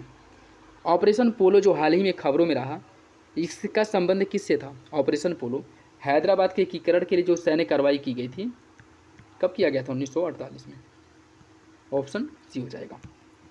राष्ट्रीय हिंदी दिवस कब मनाया जाता है? राष्ट्रीय हिंदी दिवस जो है यह 14 सितंबर को राष्ट्रीय हिंदी दिवस के रूप में मनाया जाता है। निम्नलिखित में से कौन सा शिखर शीलता का सबसे अच्छा वर्णन करता है? विषुवतरेखी वनों में निरंतर वर्षा, उष्णकटिबंधीय वनों में पत्तियों का सदाबहार होना, या फिर शंकुधारी वनों में कम ह्यूमस, या एक घटना जहां कुछ वृक्षों के शीर्ष एक दूसरे को नहीं छूते हैं। इसका सही आंसर हो जाएगा ऑप्शन डी, एक घटना जहां कुछ वृक्ष एक दूसरे के शीर्ष को नहीं छूते हैं, इसे जो है शिखरशीलता का क्या कहा जाता है? उदाहरण माना जाता है। यूएस ओपन 2023 में पुरुष एकल का खिताब किसने जीता था? यूएस ओपन 2023 पुरुष एकल का खिताब जो है यह जीता गया था नोवाक जोकोविक द्वारा, ऑप्शन डी हो जाएगा। और यह इनका 28वां जो ग्रैंड स्लैम है यह था, ऑप्शन बी हो जाएगा। भारत के पहले यूपीआई एटीएम के संदर्भ में निम्नलिखित में से कौन सा कथन सही है? इसे हिताची पेमेंट सर्विसेज द्वारा लॉन्च किया गया है और यह एक वाइट लेबल एटीएम है। इसका सही आंसर क्या होगा? इसका सही आंसर हो जाएगा ऑप्शन डी, दोनों विकल्प सही हैं। दबाव युक्त भारी जल रिएक्टर का पहला स्वदेशी रूप से विकसित संस्करण कहाँ स्थापित किया गया है? कलपक्कम, नरौरा, काकरापारा या फिर शक्तिनगर। इसका जो सही आंसर है वो हो जाएगा आपका ऑप्शन सी, काकरापारा, गुजरात में, ठीक है, गुजरात में, ऑप्शन सी हो जाएगा। सितंबर 2023 में गुजरात घोषणा पत्र किसके लिए जारी किया गया था? पारंपरिक चिकित्सा, वास्तुशिल्प आश्चर्यों की रक्षा, प्लास्टिक के उपयोग पर प्रतिबंध या फिर वन संरक्षण। इसका सही आंसर हो जाएगा ऑप्शन ए, पारंपरिक चिकित्सा से संबंधित था गुजरात घोषणा पत्र, जो सितंबर 2023 में जिसकी घोषणा की गई थी। पोषण अभियान के संदर्भ में निम्नलिखित में से कौन सा कथन सही है? इसकी शुरुआत 2018 में राजस्थान के झुंझुनू से की गई थी और 2023 के राष्ट्रीय पोषण माह की थीम थी सुपोषित भारत, साक्षर भारत और सशक्त भारत। इसका सही आंसर क्या होगा? इसका सही आंसर हो जाएगा ऑप्शन सी, दोनों विकल्प जो है सही है, ऑप्शन सी हो जाएगा। निम्नलिखित में से किसने रमन मैग्सेसे पुरस्कार 2023 जीता था? रवीश कुमार, रवि कन्नन, नीलिमा मिश्रा या फिर कुलादेई फ्रांसिस। इसका सही आंसर हो जाएगा ऑप्शन बी, 2023 का रमन मैग्सेसे पुरस्कार जो है रवि कन्नन को दिया गया था, जो असम से संबंधित है, असम से, ऑप्शन बी हो जाएगा। लोंगपी पाटरी की उत्पत्ति निम्नलिखित में से किस राज्य से हुई थी? राजस्थान, उत्तर प्रदेश, मणिपुर या फिर कर्नाटक। इसका सही आंसर हो जाएगा ऑप्शन सी, मणिपुर से, ठीक है, मणिपुर से, ऑप्शन सी हो जाएगा। हैबर प्रक्रिया का उपयोग करके किसका उत्पादन किया जाता है? Green ammonia, white lead, copper sulphate या फिर लॉफिंग गैस। इसका सही आंसर है ऑप्शन ए, हैबर विधि द्वारा जो है अमोनिया का उत्पादन होता है, ऑप्शन ए हो जाएगा। खिलाड़ी श्रेणी में अंतर्राष्ट्रीय टेनिस हॉल ऑफ फेम के लिए नामांकित पहला एशियाई व्यक्ति कौन था? विजय अमृतराज, महेश भूपति, रोहन बोपन्ना या फिर लिएंडर पेस। इसका जो सही आंसर है वो हो जाएगा ऑप्शन डी, यह थे लिएंडर पेस, ऑप्शन डी हो जाएगा। अब्राहम समझौता पर निम्नलिखित में से किसके बीच हस्ताक्षर हुआ था? इजराइल और फिलिस्तीन, संयुक्त राज्य अमेरिका और मोरक्को, इजराइल और अरब देश या फिर भारत और चाइना। इसका सही आंसर हो जाएगा ऑप्शन बी, इजराइल और अरब देश के बीच में 2020 में यह समझौता हुआ था। डोनाल्ड ट्रंप जिस समय अमेरिका के राष्ट्रपति थे, ऑप्शन सी हो जाएगा। ऑपरेशन सजग किसके द्वारा संचालित किया गया था? भारतीय वायुसेना, भारतीय नौसेना, भारतीय सेना या फिर भारतीय तटरक्षक बल।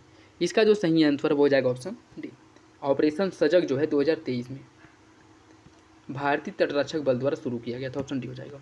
क्वाड समूह के संदर्भ में कौन सा विकल्प सही है? यह 4 लोकतांत्रिक देशों भारत, ऑस्ट्रेलिया, अमेरिका और जापान का एक समूह है जिसका उद्देश्य स्वतंत्र, खुला और समृद्ध भारत प्रशांत क्षेत्र को सुनिश्चित करने के साथ समर्थन करना। इसका सही आंसर क्या है? इसका सही आंसर हो जाएगा ऑप्शन डी, दोनों विकल्प सही हैं। हाल ही में यशोभूमि का उद्घाटन कहाँ किया गया? नई दिल्ली, मथुरा, अयोध्या या फिर केदारनाथ? इसका सही आंसर है ऑप्शन ए, नई दिल्ली में यशोभूमि का जो है उद्घाटन किया गया था। ओमेगा ब्लॉकिंग का संबंध किससे है? ब्लॉकचेन प्रौद्योगिकी, अंतरिक्ष कार्यक्रम, मौसम संबंधी घटनाओं या फिर रक्षा रणनीति? इसका जो सही आंसर है वो हो जाएगा ऑप्शन सी, मौसम संबंधी घटनाओं से संबंधित हो omega blocking, option C. SIMBEX किसके बीच द्विपक्षीय अभ्यास है? भारत और थाईलैंड, भारत सिंगापुर, भारत और संयुक्त अरब अमीरात या फिर भारत और जापान? इसका सही आंसर हो जाएगा option C, option B, Bharat और सिंगापुर, सिम्बेक्स। ठीक है, ऑप्शन बी हो जाएगा। इन्फोसिस का ब्रांड एम्बेसडर किसे नियुक्त किया गया था 2023 में? इन्फोसिस द्वारा किसे अपना ब्रांड एम्बेसडर बनाया गया था? इसका जो सही आंसर है वो हो जाएगा ऑप्शन ए, राफेल नडाल को, राफेल नडाल को। वर्ष 2021 के लिए Dada Saheb Phalke life time achievement पुरस्कार जो किसे दिया गया था? जो 2021 का पुरस्कार था वह 2023 में प्रदान किया गया था कोरोना के कारण। ठीक है, तो यह किसे दिया गया था आपको बताना है। वहीदा रहमान, रजनीकांत, अमिताभ बच्चन या फिर रेखा? इसका जो सही आंसर वो हो जाएगा ऑप्शन ए, वहीदा रहमान को दिया गया था, ऑप्शन ए हो जाएगा। निम्नलिखित में से किस देश ने हरित हाइड्रोजन आपूर्ति श्रृंखला एवं पावर ग्रिड इंटरकनेक्शन के क्षेत्र में भारत के साथ समझौते ज्ञापन पर हस्ताक्षर किया है? कतर, डेनमार्क, सऊदी अरब या फिर यूनाइटेड किंगडम? इसका सही आंसर हो जाएगा ऑप्शन सी, सऊदी अरब द्वारा जो है भारत से समझौता किया गया है। निम्नलिखित में से किसे नोबेल शांति पुरस्कार 2023 दिया गया था? नरगिस मोहम्मदी, जॉन फॉसे, क्लाउडिया गोल्डिन या फिर पियरे एगोस्टिन? इसका सही आंसर हो जाएगा ऑप्शन ए, नरगिस मोहम्मदी, जिनका संबंध ईरान से था, जिन्होंने बुर्का के विरोध में विरोध प्रदर्शन किया था, जिसके बाद इनको मार दिया गया था। ठीक, ऑप्शन ए हो जाएगा। निम्नलिखित में से किस महीने में राष्ट्रीय वन्यजीव सप्ताह मनाया जाता है? जुलाई, अगस्त, सितंबर या फिर अक्टूबर? इसका सही आंसर क्या होगा? इसका जो सही आंसर है वो हो जाएगा ऑप्शन डी, अक्टूबर महीने में। संप्रति जो 11 है भारत और किसके बीच एक संयुक्त सैन्य अभ्यास है? श्रीलंका, बांग्लादेश, मालदीव या फिर सेशल्स? इसका जो सही आंसर वो हो जाएगा आपका ऑप्शन बी, भारत और बांग्लादेश के बीच। नूर 3 एक इमेजिंग उपग्रह निम्नलिखित में से किस देश द्वारा लॉन्च किया गया है? इराक, इजराइल, ईरान या फिर कुवैत? इसका सही आंसर हो जाएगा ऑप्शन सी, ईरान द्वारा। पोर्ट से विवर्तनिकी प्लेट जो 2020 जो 20 मिलियन वर्ष पहले गायब हो गया था, इसकी खोज कहाँ पे की गई है? हिंद महासागर में, पश्चिम प्रशांत महासागर में, अटलांटिक महासागर में या फिर पूर्वी प्रशांत महासागर में? इसका सही आंसर हो जाएगा ऑप्शन बी, इसकी खोज जो है पश्चिमी प्रशांत महासागर में की गई है, ऑप्शन बी हो जाएगा। मार्टी अहतिसारी जिनका अक्टूबर 2023 में निधन हो गया, यह पूर्व राष्ट्रपति थे कहाँ के? इंडोनेशिया के, स्विट्जरलैंड के, फिनलैंड के या फिर श्रीलंका के? इसका सही आंसर हो जाएगा ऑप्शन सी, यह फिनलैंड के पूर्व राष्ट्रपति थे, ऑप्शन सी। निम्नलिखित में से किसने ज्यूरिख डायमंड लीग में भाला फेंक वर्ग में स्वर्ण पदक जीता था? जैकब वार्टलेज, नीरज चोपड़ा, एड्रियन मार्डरे या फिर किशोर जेना? इसका सही आंसर क्या है? इसका सही आंसर हो जाएगा ऑप्शन ए, जैकब वार्टलेज। और इसमें जो है नीरज चोपड़ा द्वारा क्या जीता गया था? रजत मेडल, रजत। ठीक, ऑप्शन ए हो जाएगा। एशियाई खेल 2023 की पदक तालिका में भारत का स्थान क्या था? पहला, तीसरा, दूसरा या फिर चौथा? इसका सही आंसर हो जाएगा ऑप्शन डी, भारत चौथे नंबर पे था। और यह पहली बार था जब एशियाई खेल में भारत का जो पदक तालिका में स्थान है चौथा था, और भारत ने पदकों की संख्या 100 से अधिक जीती थी। ठीक है, 100 का आंकड़ा पार किया था पदकों की संख्या में भारत ने, यह पहला मौका था। किसमें? एशियाई खेल 2023 में। वैश्विक नवाचार सूचकांक 2023 में भारत की रैंक क्या है? 40, 41, 42 या फिर 43? इसका जो सही आंसर है वो हो जाएगा आपका ऑप्शन ए, 40। और 2024 में भी भारत नवाचार सूचकांक में 40वें नंबर पर ही है। ठीक है, option A.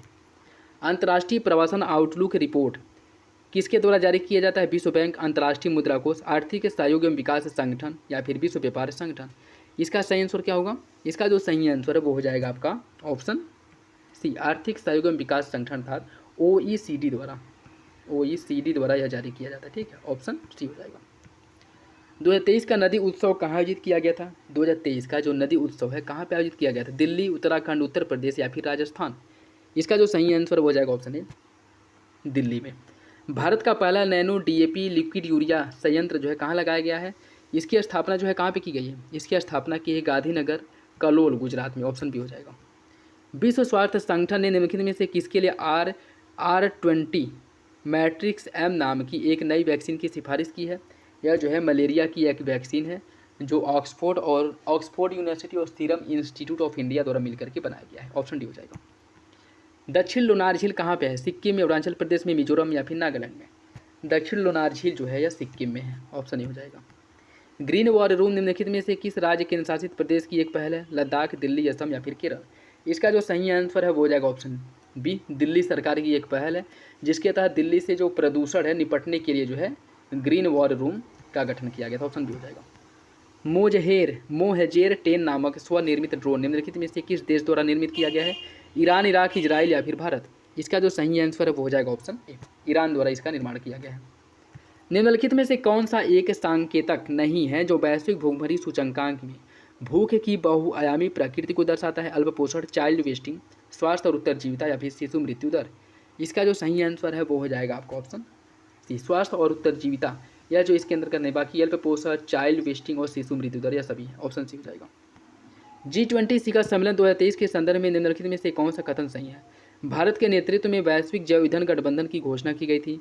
G20 app Bharat द्वारा लॉन्च किया गया था जिसे गृह मंत्रालय द्वारा बनाया गया था। इसका सही आंसर क्या होगा? इसका जो सही आंसर है वो हो जाएगा ऑप्शन ए, पहला सही है, दूसरा गलत है। क्यों?